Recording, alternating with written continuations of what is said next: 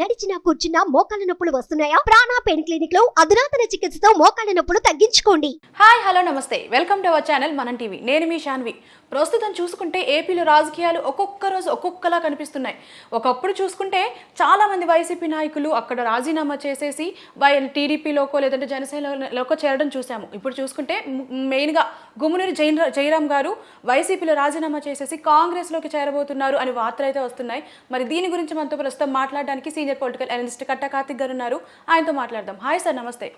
చాలా మంది వైసీపీ నాయకులు రాజీనామాలు చేయడం చూస్తున్నాము. అక్కడ వైసీపీ కొంచెం లో అవడం చూస్తున్నాము. ఇప్పుడు చూసుకుంటే ఎప్పుడైతే షర్మిల గారు వచ్చారో ఆ కాంగ్రెస్లోకి చేరడం, దానివల్ల గుమ్మనూరి జయరాం గారనే కాదు చాలా మంది వైసీపీ నాయకులు అక్కడ రాజీనామా చేస్తూ కాంగ్రెస్లో చేరుతున్నారు. సో ఇది ఎంతవరకు దారితీస్తుంది అంటారు, ఇలా రాజీనామాలు చేయడం, కాంగ్రెస్లోకి చేరడం లేదంటే టీడీపీలోకి చేరడం? అంటే రోజుకు ఒక నాయకుడు అటు టీడీపీలోకి, జనసేనలోకి, కాంగ్రెస్లోకి. కాంగ్రెస్ ఏముంది, షర్మిల గారు వచ్చినంత మాత్రం ప్రభావం ఏం చూపించగలిగింది?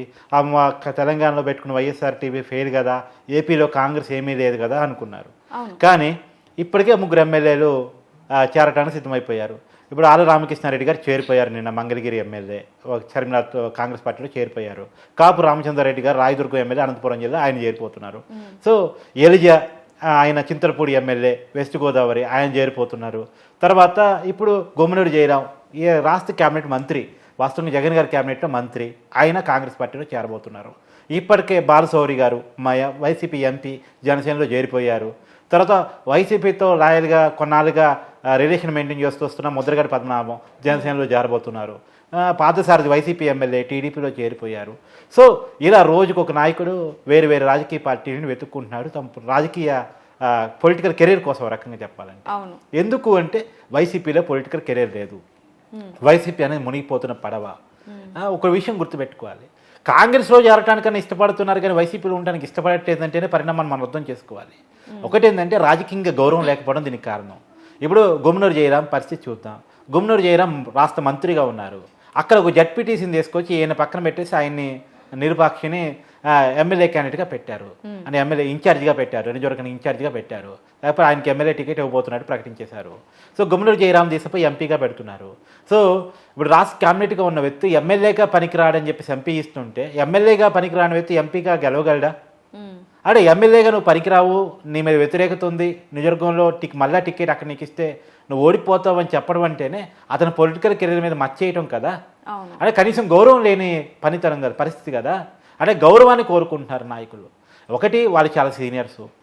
జగన్ గారు ఇలా అధికారంలోకి వచ్చారంటే చాలామంది, గతంలో కూడా మీకు చెప్తాను, చాలా వీడియోస్లో కూడా చెప్పాను, ఇలా టీడీపీలో చేరినటువంటి మేకపాటి చంద్రశేఖర్ రెడ్డి, కోటంరెడ్డి, శ్రీధర్ రెడ్డి, ఎవరు ఇదంతా, ఆనం రామనారాయణ రెడ్డి, కరడు కట్టినటువంటి కాంగ్రెస్ వాదులు, రాజశేఖర రెడ్డి గారి కుటుంబానికి అండగా ఉన్నటువంటి వాళ్ళు, రాజశేఖర రెడ్డి గారితో క్యారీ అయినటువంటి వ్యక్తులు. జగన్ గారి పార్టీ పెట్టినప్పుడు మొట్టమొదటి రాజీనామా చేసింది మేకపాటి చంద్రశేఖర్ రెడ్డి. జగన్ గారికి ఎప్పుడు అండగా వస్తున్నటువంటి కోటంరెడ్డి శ్రీధర్ రెడ్డి. ఆయన ఎప్పుడు కళ్ళగులు అనుకుని ఉండడు, నేను ఇక వైసీపీ అంటే జగన్ గారిని, రాజశేఖర రెడ్డి గారి కుటుంబాన్ని వదిలేసి వెళ్ళిపోతామని చెప్పేసి. సో అట్లాంటి వ్యక్తులు ఇలా వైసీపీని ఎందుకు వదులుతున్నారంటే జగన్ గారు స్వయంకృత అపరాధాలు. క్యాడర్ గౌరవం ఇవ్వలేదు, నాయకులకు గౌరవం ఇవ్వలేదు, కనీసం అపాయింట్మెంట్ ఉండదు, కలవటాలు ఉండవు, వాళ్ళ సమస్యలు చెప్పటాలు ఉండవు. ఇప్పుడు వ్యతిరేకత అంతా ఎమ్మెల్యేలకు పూస్తున్నాడు, సంక్షేమం ప్రశ్న తన పూసుకుంటున్నాడు, సంక్షేమ పథకాలని నా వల్ల వస్తున్నాయి అంటున్నాడు, అభివృద్ధి లేకపోవడానికి ఎమ్మెల్యేల కారణం అంటున్నాడు. అసలు ఎమ్మెల్యేలకు ఎప్పుడైనా అపాయింట్మెంట్ ఇచ్చావా? ఆల రామకృష్ణారెడ్డి గారు రాజీనామా చేస్తే ఒక సంచలన కామెంట్ చేశారు, నేను నా నియోజకవర్గానికి సంబంధించి 1200 కోట్ల రూపాయల నిధులు అడిగితే 12 కోట్లు ఇచ్చారని చెప్పేసి. 12 కోట్లు ఎక్కడ, 1200 కోట్లు ఎక్కడ? నియోజకవర్గానికి అభివృద్ధికి ఏం సరిపోతే 12 కోట్లు? అసలు ఎమ్మెల్యేకి నిధులు ఇచ్చావా? ఎమ్మెల్యేకి ఎప్పుడైనా అపాయింట్మెంట్ ఇచ్చి నియోజకవర్గంలో సమస్యలు ఏంటి అని ఎప్పుడైనా అడిగావా? ఎప్పుడు ఎమ్మెల్యేతో 1-to-1 కూర్చొని ముఖ్యమంత్రి ఎవరైనా ఉన్నారు మొత్తం ఉమ్మడి రాష్ట్ర చరిత్రలో కానీ వివిధ రాష్ట్ర చరిత్రలో కానీ ఎవరైనా ఉన్నారంటే జగన్మోహన్ రెడ్డి గారే. ఆయనకే చెల్లుబాటు అవుతుందట. మనం మామూలుగా కేసీఆర్ గారు అనుకునే వాళ్ళు, అంతకు మించిన వ్యక్తి జగన్మోహన్ రెడ్డి గారు. సార్ ఇప్పుడు పోనీ జగన్మోహన్ రెడ్డి గారు నచ్చక అక్కడ నుంచి రాజీనామా చేసేసి బయటకు వచ్చేస్తున్నారు, కానీ కాంగ్రెస్ని ఎందుకు సెలెక్ట్ చేసుకుంటున్నారు? లైక్ ఎప్పుడైతే మన రాష్ట్రం విభజించబడిందో అప్పటి నుంచి కాంగ్రెస్కి మన ఓటు బ్యాంక్ అనేది లేదు. మన ఏపీలో చూసుకుంటే అప్పటి నుంచి ఓటు బ్యాంక్ కాంగ్రెస్ లేదన్నమాట వాస్తవం. ఈ 2024లో కాంగ్రెస్ పార్టీ తరఫున గెలవలేవు అన్నది మాటే వాస్తవం. అయినా కాంగ్రెస్ ఎందుకు ఎంచుకుంటున్నారంటే దాంట్లో 2 కారణాలు. ముందు గౌరవప్రదమైన రాజకీయ జీవితం కావాలి. ఇప్పుడు నాయకుడు వాడుకొని వదిలేసేవాడు, తర్వాత వెనకాల ఉండి వెన్నుపోటు పొడిచే నాయకుడి దగ్గర ఉండడానికి నాయకుడికి ఇష్టం లేదు. ఉండేది ఉన్న నాయకులు కూడా చాలా, ఇప్పుడు వైసీపీలో ఉన్న నాయకులు కూడా చాలా మందికి వైసీపీలో ఉండడం ఇష్టం లేదు. కాకపోతే అధికారం ఉంది కదా, తప్పదు కదా, తమ అవసరాలు ఉన్నాయి కదా, తమ పెట్టిన ఖర్చు ఉంది కదా, రేపు రాజకీయ పదవులు లేకుండా పోతాయేమో అని ఉన్నారు. వన్స్ వైసీపీ ఓడిపోతే, రాబోయే ఎలక్షన్స్లో ఓడిపోతే సగం మంది ఎమ్మెల్యేలు కాంగ్రెస్ వైపు వెళ్ళిపోతారు. నెక్స్ట్ వైసీపీ ఓట్ బ్యాంక్ అంతా కాంగ్రెస్ ఓట్ బ్యాంక్గా మారిపోయింది. ఎందుకంటే కాంగ్రెస్ ఓట్ బ్యాంకే వైసీపీ ఓట్ బ్యాంకు. ఇప్పుడు కాంగ్రెస్ రాష్ట్ర విభజన చేసిందనే కారణం చేత, ఆ రోజు రాజశేఖర రెడ్డి కుటుంబాన్ని రోడ్డు మీద వదిలేసిందనే కారణం చేత, జగన్ గారికి ముఖ్యమంత్రి పదవి ఇవ్వలేదనే కారణం చేత జగన్ గారు సొంత పార్టీ పెడితే కాంగ్రెస్ క్యాడర్ అంతా వైసీపీ వైపు వచ్చేసింది.